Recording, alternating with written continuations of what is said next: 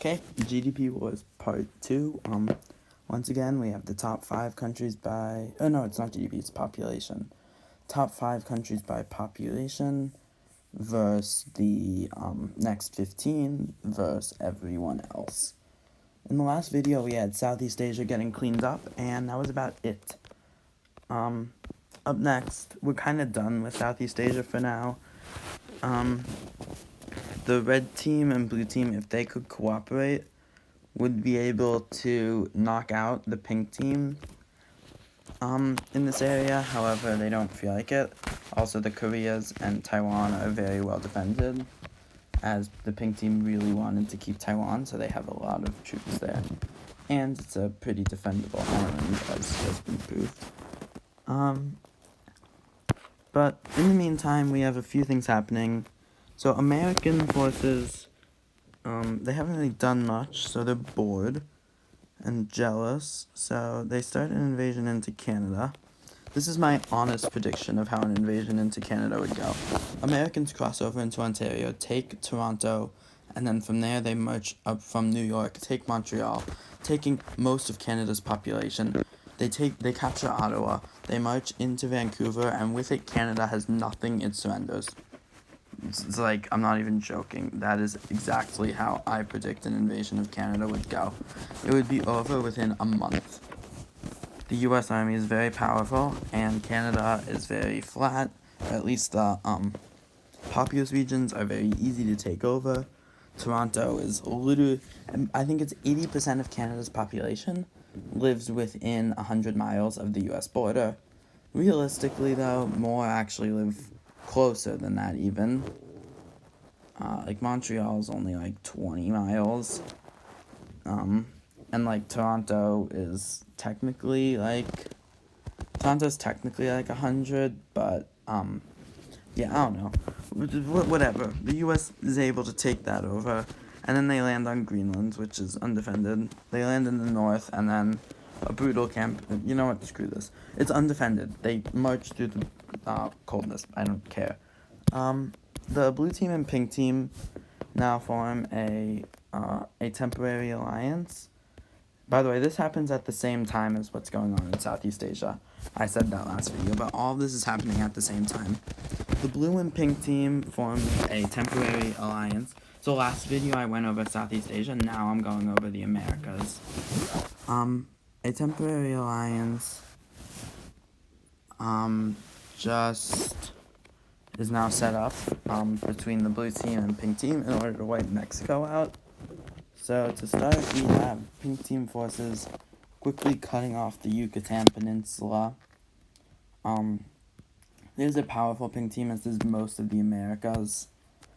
So the pink team quickly cuts out most of the Yucatan Peninsula, and from there they actually cause it to surrender. They also push into the south, however are stopped by the time they're reaching like Mexico City. This is where the blue team comes in. Baja California falls. They're obviously more powerful. They take much of the north. They meet up with the pink team. From there, they take Mexico City, and Mexico is split just like that.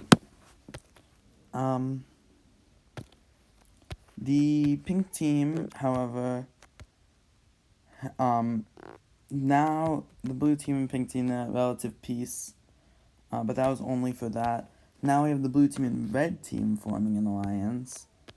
Oh, wait, no. Now we have the pink team. The only thing that happens in Europe is Germany gets taken over by the pink team, as they can't really do much.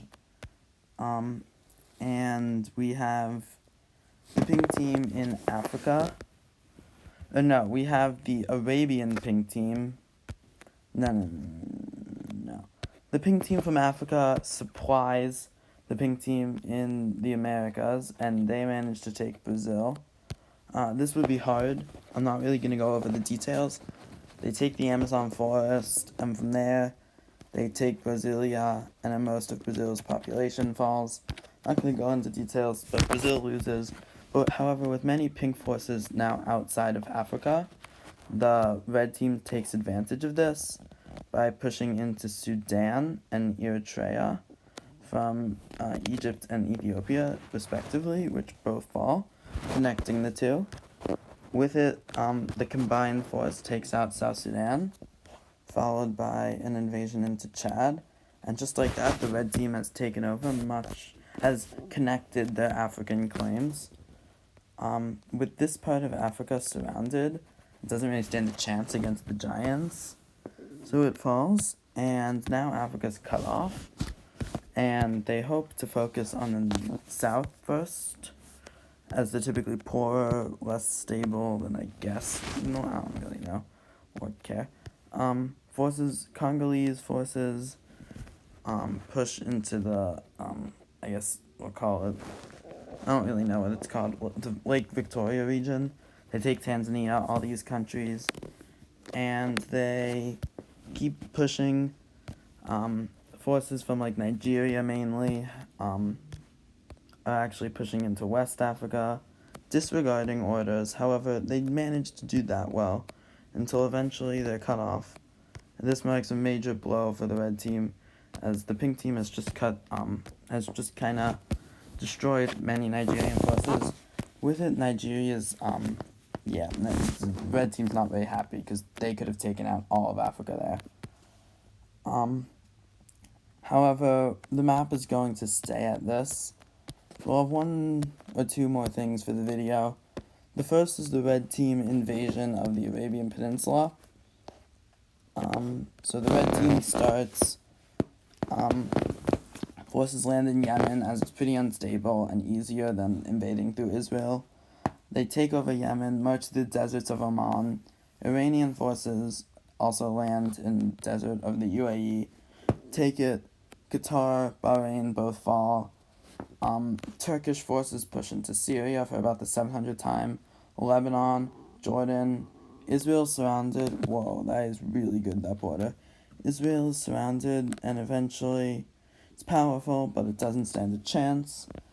Forces push into Iraq, and from there they take Riyadh, Jeddah, Mecca, and the Arabian Peninsula falls. Great. Now much of the red team is connected. And we have one final thing happening this video, which is the invasion of Central Asia by the blue and red team. They agree to partition it. The way they do this is the blue team gets Afghanistan, and those Uzbekistan and Turkmenistan and Kazakhstan are all split, just like that. I'm not going to go over the details, you know how it happened. And then they also agree to partition this part. The way they do that is North Korea, South Korea, and whoever gets to Taiwan first can get it. The red team does this whole island hopping thing. They get all those islands, however, the main Taiwanese island does not fall. The blue team, however, and the blue team takes advantage of they kind of go with the destroying the pink team trend and take Iceland. And that's what I'm going to do this video. That was short, but whatever.